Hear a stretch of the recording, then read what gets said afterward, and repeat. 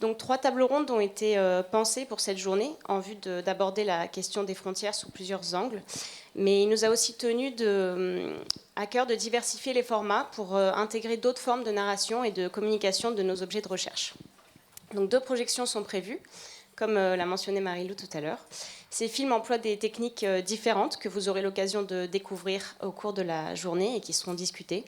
Mais ils permettent tous les deux de penser la vidéo comme un médium qui permet de dire le social, de dévoiler ce qui ne peut pas toujours être vu ou ce qu'il est parfois difficile d'exprimer.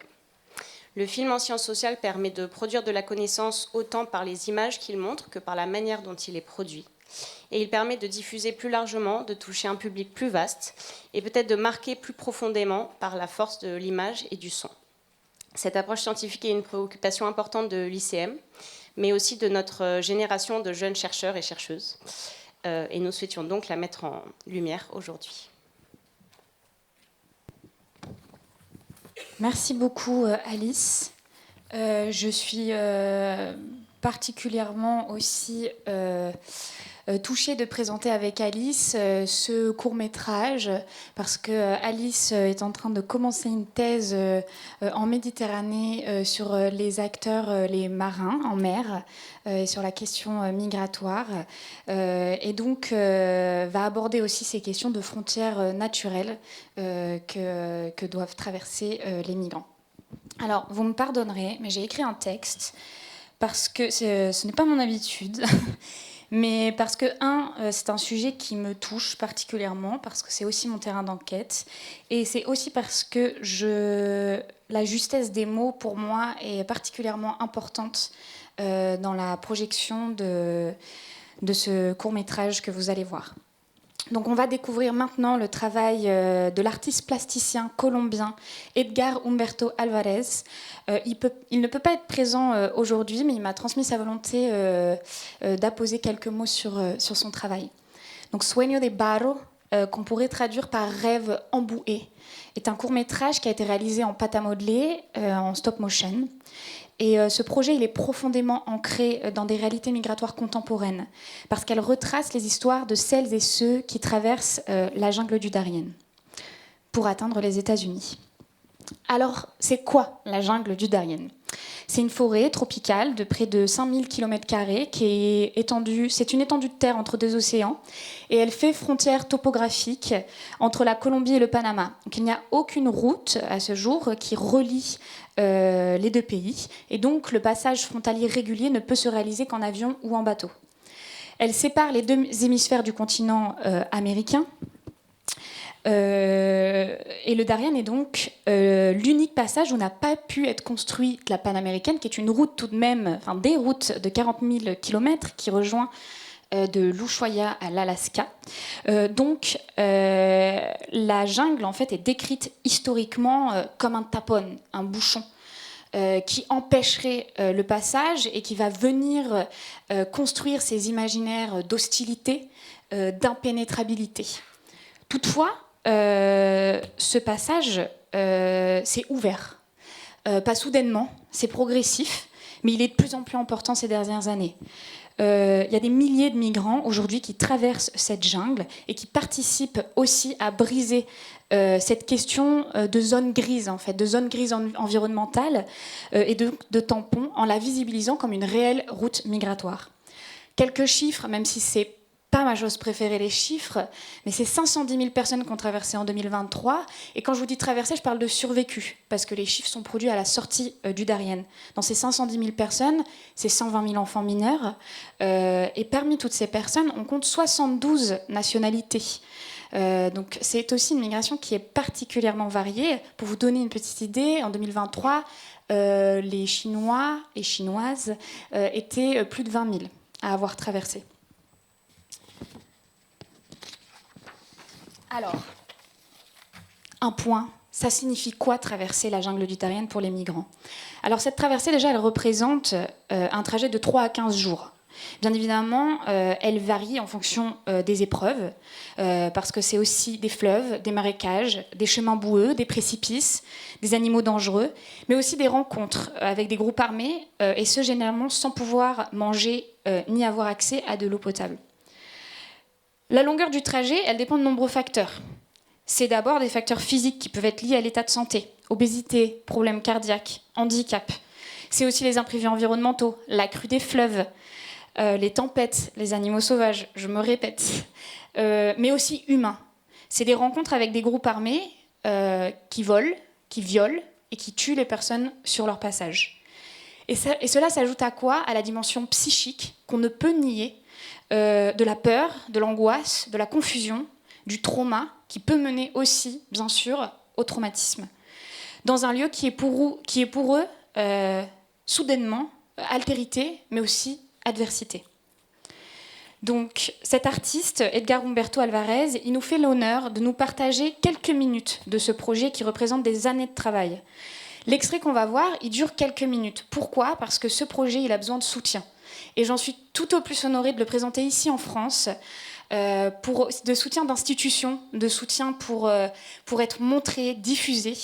Et donc c'est nécessaire, si le projet vous plaît bien évidemment, de le partager autour de vous et qu'il soit connu au-delà des frontières. Elliot, est-ce que ce serait possible de baisser les lumières, s'il te plaît ? Merci.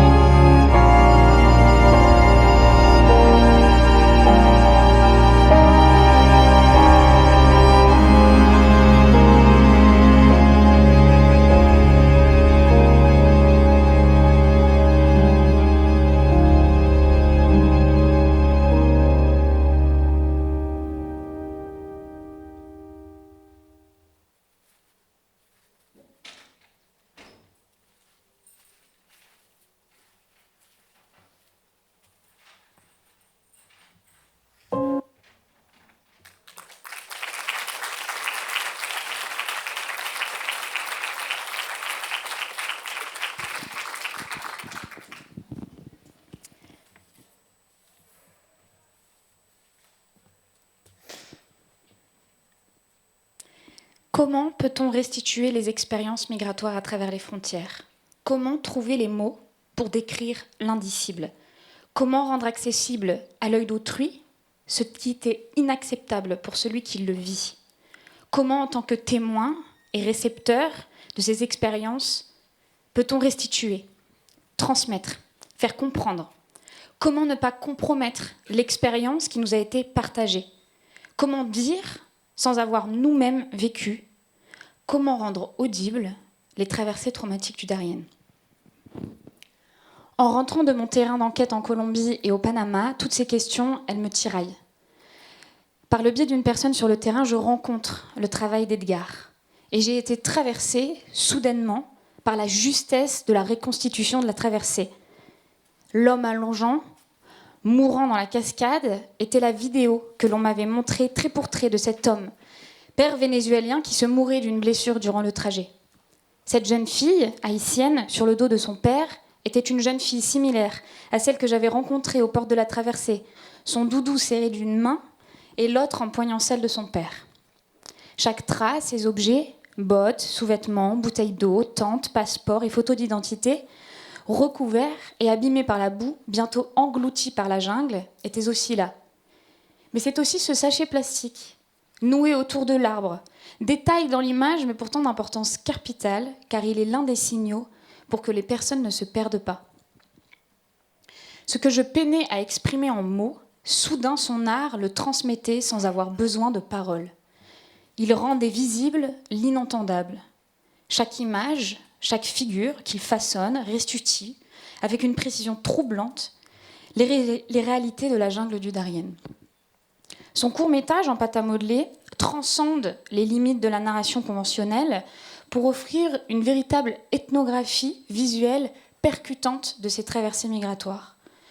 En effet, son travail est une réelle reconstitution de la traversée à partir de ce qu'il a vu, mais aussi de ce qu'on lui a partagé. Car Sueño de Barro, c'est un court-métrage qui suit les récits de vie des personnes qu'il a rencontrées et qui lui ont partagé leurs récits. C'est un homme bangdalais, une femme vénézuélienne, une famille haïtienne. Passant des semaines sur le port de Nécoclí, patte à la main, Edgar modelait des visages, mais aussi des histoires et des récits de vie.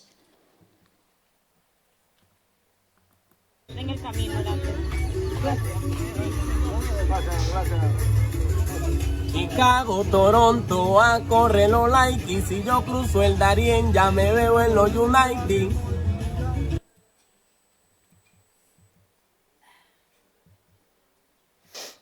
Cette vidéo chantante, ce qui est souvent le cas sur les plages de Nécoclí, avant de se préparer à la traversée, à la fin, il dit « Si j'arrive à traverser le Darien, alors j'arriverai au United, aux États-Unis ». Parce que la pâte à modeler, pour Edgar, c'est un véritable médiateur, c'est un intermédiaire qui permet de créer un espace de dialogue tout en sensibilisant et en informant. C'est pour ça qu'à Bogota et à Cali, Edgar, il a également créé une exposition importante où, à travers ses reconstitutions et aussi des modélisations des lieux clés de la traversée, notamment la frontière même dans la jungle, la frontière étatique qui a sa place aussi dans la jungle, il a ouvert des dialogues avec des jeunes, notamment à l'école primaire et au lycée, mais aussi à l'université, pour sensibiliser à ces réalités migratoires. Et donc ces ateliers, ces expositions, ils deviennent un espace de dialogue où l'art engage une conversation essentielle sur les questions migratoires. Et je fais un petit aparté, mais en Colombie, pas beaucoup de personnes connaissaient le Darien. Donc son travail, c'est aussi une sensibilisation de se déplacer de ville en ville et de montrer une réalité qui arrive dans leur propre pays. Marie-Caroline Saglio-Yadzirmiski, dans son introduction d'un ouvrage collectif Violence et récits qu'elle a dirigé, elle nous rappelle que, et je cite, « La question de la violence et du récit est celle du récit de la violence et de sa fonction. Elle concerne autant l'énoncé lui-même que son cadre d'énonciation. Elle interroge aussi bien le pouvoir dire, et donc la situation d'énonciation, que le pouvoir entendre, le contexte de réception.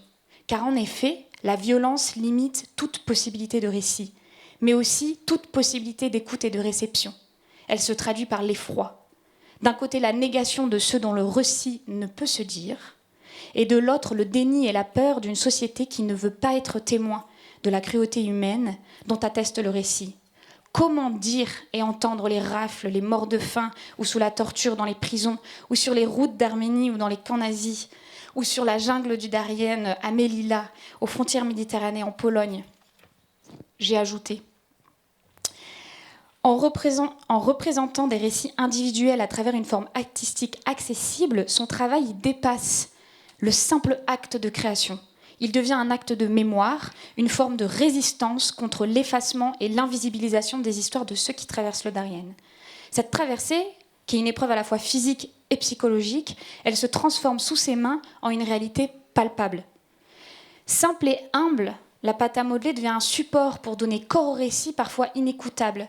Chaque forme, chaque détail est empreint d'une présence tangible qui donne à voir ce que des mots seuls peinent à transmettre. Il offre à ses récits une condition d'écoute.